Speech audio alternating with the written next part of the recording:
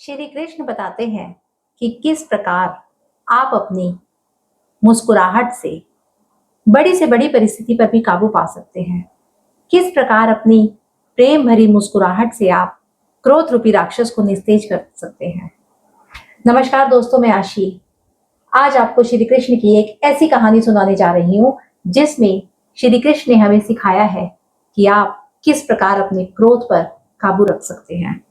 एक बार बलराम, श्री कृष्ण और सात्यकी एक जंगल में से गुजर रहे थे।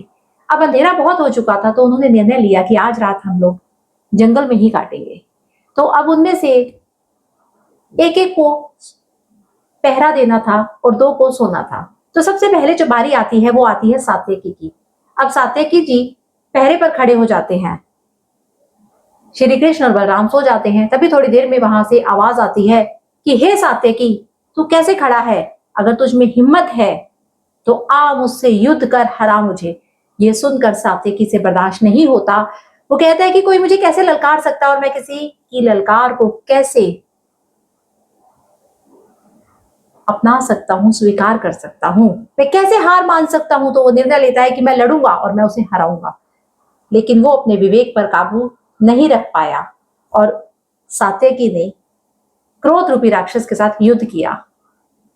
और होता क्या है, सात्यकी जी हार जाते हैं और क्रोध रूपी राक्षस जीत जाता है। बारी आती है बलराम की। बिल्कुल वैसे ही जैसे क्रोध रूपी राक्षस ने सात्यकी को ललकारा था वैसे ही वो बलराम को ललकारते हैं। और बलराम जी भी बल में तो बहुत बलशाली थे, लेकिन विवेक पर उनका काबू नहीं था, संयम नहीं था उनमें भी। और वो भी क्रोध रूपी राक्षस की ललकार को स्वीकार करते हैं और युद्ध करने का निर्णय लेते हैं। और होता क्या है, वही होता है जो सात्यकी के साथ होता है। अब बारी आती है श्री कृष्ण की। अब बलराम जी सो जाते हैं, सोचते हैं कैसे बताऊं श्री कृष्ण को कि मैं क्रोध रूपी राक्षस से हार कर बैठा हूं, हड्डी पसली तुड़वा कर बैठा हूं। अब श्री कृष्ण की बारी आती है पहरा देने की। जब श्री कृष्ण पहरे पर खड़े होते हैं तो वही राक्षस फिर से आता है और वो ललकारता है श्री कृष्ण को कि हे कृष्ण, तू कैसे खड़ा है पहरे पर? अगर हिम्मत है तो आ मुझसे युद्ध कर, लड़ मेरे साथ कुश्ती और हरा मुझे। ये आवाज सुनकर श्री कृष्ण के चेहरे पर, उनके अधरों पर एक प्यारी सी मुस्कान आ जाती है और वो अपनी प्रेम भरी मुस्कुराहट से उस क्रोध रूपी राक्षस को कहते हैं, अरे तुम्हारी बातें कितनी प्यारी हैं, मन को बहुत आनंदित कर रही हैं। ये सुनकर क्रोध रूपी राक्षस कहता है कि मैं तुझे ललकार रहा हूं और तू मुझे ऐसे बोल रहा है, मैं तुझे डरा रहा हूं, मैं तुझे ललकार रहा हूं और तू कह रहा है मेरी बातें अच्छी हैं।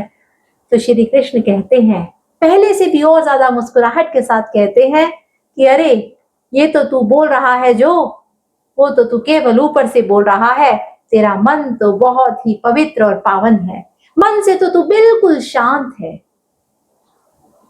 तो ये सुनकर क्रोध रूपी राक्षस छोटा होने लगता है। जैसे जैसे श्री कृष्ण की मुस्कुराहट बढ़ती जाती है वैसे वैसे क्रोध रूपी राक्षस छोटा होता चला जाता है। अब क्रोध रूपी राक्षस बिल्कुल छोटा सा हो जाता है। अब श्री कृष्ण उसको उठाते हैं और अपने पीताम्बर में बांध लेते हैं। सूर्य की किरणें खिलने लगती हैं, सुबह हो जाती है। अब सात्यकी और बलराम श्री कृष्ण से पूछते हैं कि तुमने अपने वस्त्र में ये क्या बांधा है? कुछ बंधा हुआ सा प्रतीत होता है। तो श्री कृष्ण कहते हैं, ये वही क्रोध रूपी राक्षस है जिससे कल रात आप दोनों हार गए थे। तो वो दोनों पूछते हैं कि ये तो कल बहुत विशाल था, अब ये इतना छोटा कैसे हो गया कि तुम्हारे वस्त्रों में बंध गया, तुम्हारे पीताम्बरी में बंध गया? तो श्री कृष्ण कहते हैं, तुम दोनों ने इसकी ललकार को स्वीकार किया, अपने संयम खो दिया, लेकिन मैंने अपने विवेक से काम लिया और अपनी मुस्कुराहट से इस क्रोध रूपी राक्षस को छोटा करके अपने पीताम्बर में बांध लिया। ये कार्य आप भी कर सकते थे और ये कार्य आप सब कर सकते हो। यदि कोई भी आपको क्रोध दिलाए तो श्री कृष्ण की ये कहानी याद रखना कि श्री कृष्ण किस प्रकार सिखाते हैं कि आपकी मुस्कुराहट में कितना जादू है। श्री कृष्ण तो आपके हृदय के भीतर रहते हैं। उनका जन्म जो हुआ था उसका आधार केवल और केवल प्रेम था।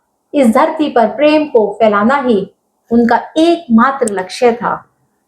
तो श्री कृष्ण की इस कहानी को अपने जीवन में उतारिए और बड़ी से बड़ी परिस्थिति में भी मुस्कुराइए। यदि आपको कोई क्रोध दिलाता है तो आप अपने संयम बनाए रखें, विवेक से काम लें। क्रोध रूपी राक्षस को बड़ा नहीं, अपने प्रेम रूपी मुस्कुराहट से उसको छोटा कीजिए।